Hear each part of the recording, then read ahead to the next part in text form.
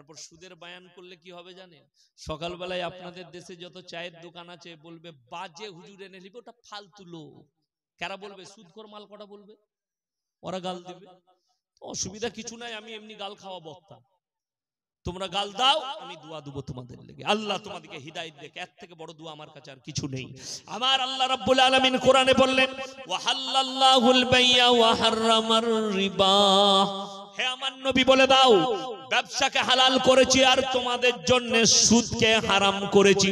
কেউ যদি 1 টাকা সুদ খায়, নিজের মায়ের সঙ্গে 36 বার জিনা করার সমান পাপ হবে। শর্ত হচ্ছে হালাল খাবার। সবাই খাবেন? জোরে বলুন ইনশাআল্লাহ। হ্যাঁ, হালাল খাবার হচ্ছে শর্ত দোয়া কবুলিয়াতের জন্য। তো চলুন, মুসলমান ছেলে হালাল হারাম কিরকম বুঝেছে? আপনাদের মুর্শিদাবাদের ছেলে অনেক লরি চালায় না, ট্রাক চালায়। আমার এলাকার বর্ধমানের ছেলেরা বালির লরি চালায়, পাথরের লরি চালায়। তো দুটো মুসলমানদের ছেলে হোটেলে দাঁড়িয়েছে। দাঁড়ানোর পরে হোটেলে ঢুকেই বলছে, 1 বোতল মদ দে তো ভাই।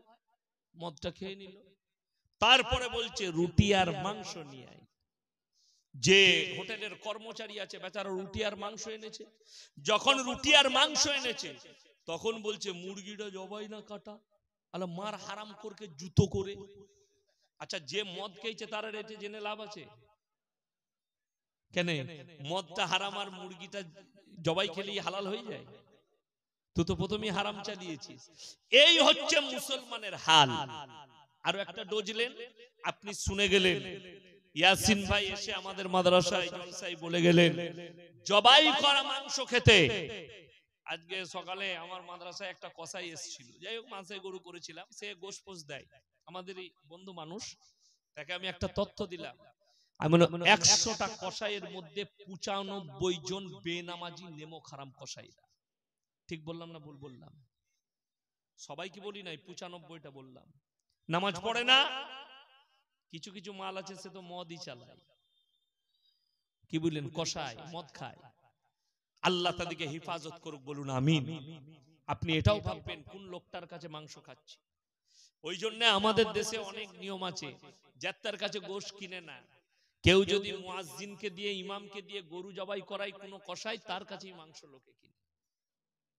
কথাটা বুঝতে পারেন?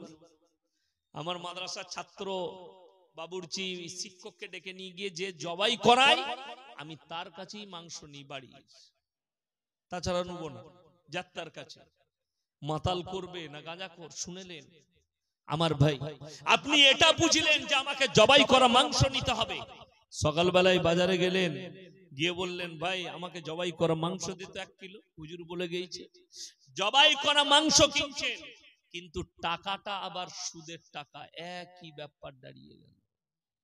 কথাটা বুঝাতে পারলাম?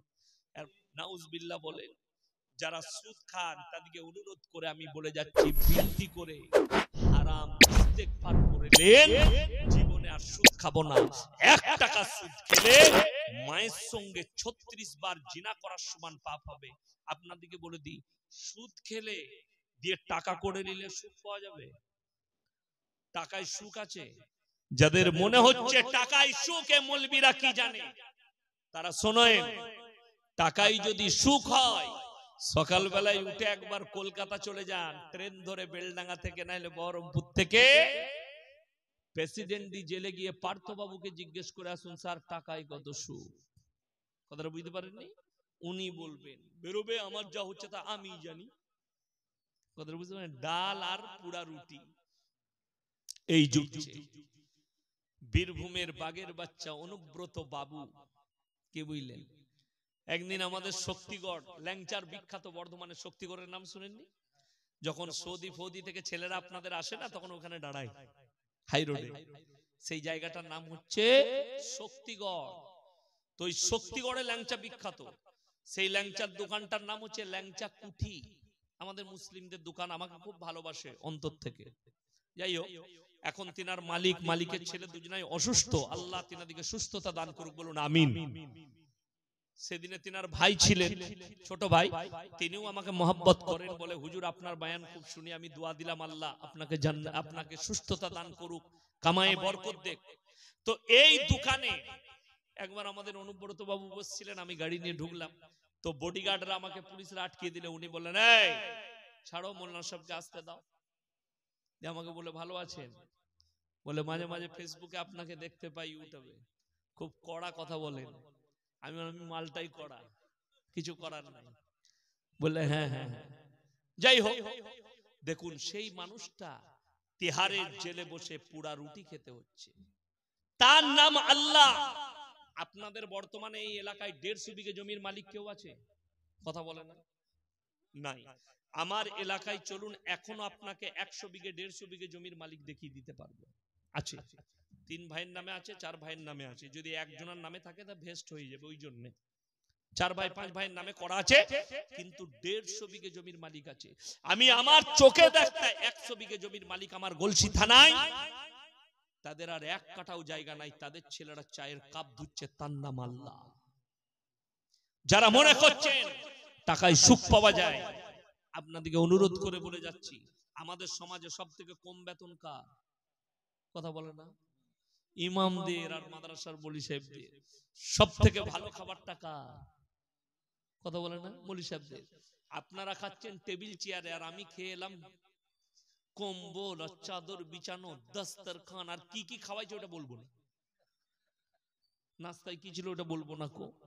কেন আমি বলবো না, কিন্তু আমাদের দস্তরখান দামি দস্তরখান।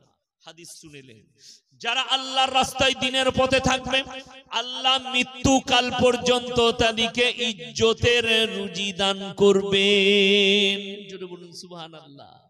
আল্লাহর রাস্তায় দিনের পথে আসুন, আল্লাহ ইজ্জতের রুজি দেবে। টাকাটা বড় জিনিস নয়, বেতন আমাদের কম হতে পারে, কি বুঝলেন? জুতো, জামা, জ্যাকেট, চাদর, চাদরটা আমার লয়, হাদিয়ার বলে দিলে। জুতো আমার লয়, হাদিয়ার। বোম্বে গেছি, জুতোটার কোনটা একটু ছিঁড়া আছে, কিনে নিয়ে এসে সেগুলো সরিয়ে দিলে ডাস্টবিনে, এটা নামিয়ে দিলাম। বলে, এটা কার? বলে, হুজুর আপনি পড়ুন। কি বুঝলেন? আজকে ঘড়িটা পড়ি নাই, আমার একজন অন্তরের মানুষ একটা গিফট দিয়ে পাঠাইছে, 12,000 টাকার ঘড়ি, রেডো, রেডো কোম্পানি, নাম শুনি নাই কোনোদিন, কিন্তু আল্লাহ বলছে পর, আমি বরকত দিয়েছি। আল্লাহ বরকত দিয়েছে, পড়ো। আল্লাহর কসম করে বলছি, টাকা থাকবে খেতে পাবে না, তার নাম আল্লাহ, তার দলিল আছে কোরআনে। অবাক হয়ে যাবে, আপনার ইমামের বেতন 5,000, 10,000। ইমামকে লটারি কাটতে হয় না, আপনি 50,000 রোজগার করেন হারাম করে, আপনাকে লটারি কাটতে হচ্ছে বরকতের জন্য। আপনি আল্লাহর কাছে কাঁদবেন যে আল্লাহ আপনাকে, আপনার উপরে নারাজ আছে, আপনি নিশ্চয়ই কোনো বদদিনীর মধ্যে ডুবে আছেন, যার জন্য হারাম কাজে লিপ্ত আছেন। আপনাকে যদি 20,000 রোজগারে 5টা লটারির টিকিট কাটতে হয়, আপনার ইমামকে 5,000 বেতনে কটা কাটতে হয়? কথাটা বুঝতে পারেননি? আল্লাহর কসম, 5,000 আল্লাহ আমাদের এত বরকত দিয়েছে, তোমার 50,000 বরকত নেই। আর তুমি তো মনে করেছো, চিন্তা কিছু না। আমাদের মানুষের শুনেলেন ভুলটা কোথায়? নামাজ পড়েন না, রোজা রাখেন না। ধরো তো বাবু, নামাজও নাই, রোজাও নাই, দিনদারিও নাই, বরকত নেবেন কি করে? ইয়াসিনের কাছে। আমার মাদ্রাসায় আমার বেতন কত জানেন? 10,000। এখন আমি খাতা দেখি নাই কত কি বাড়লো মিটিং এ, আমার আব্বাজি হেডমল না, আমিও আছি দায়িত্বে, কিন্তু এখন কত বাড়লো কাল সকালে গিয়ে আমি খাতা দেখবো মাস্টারের কাছে, যে শিক্ষকদের কত কি বেতন বাড়লো। কিন্তু আজ পর্যন্ত আমার বেতন আমি জানি 10,000, প্রতি মাসে যেটা তুলছি 10,000 টাকা। বুঝতে পেরেছেন না পারেননি? 10,000 টাকা বেতন আমার। আমাদের বেতন এত কম, মৌলবীদের 6,000 টাকা বেতন। ভেবে দেখুন একবার। আপনি আসছেন ইয়াসিনের কাছে, আপনি প্রত্যেক দিন 50,000 টাকা রোজগার করেন, হার্ডওয়ার্সের দোকান আছে, 50,000 টাকা রোজগার। আপনার বিরাট বড় বহরমপুরে ব্যবসা আছে, গাড়ির ব্যবসা, আপনি প্রত্যেক দিন 1 লাখ টাকা ইনকাম করেন, কিন্তু আপনি নামাজও পড়েন না, রোজাও রাখেন না, দিনদার নয়। আপনি আমাকে এসে বলছেন হুজুর একটা বরকতের তাবিজ দেন। কথাটা বুঝতে পারেননি? এরপর ওই তাবিজে যদি আপনি প্রত্যেক দিন 1 লাখ টাকা রোজগার করেন আর মাসে 10,000, তো তাবিজটা আমার প্রয়োজন না আপনার?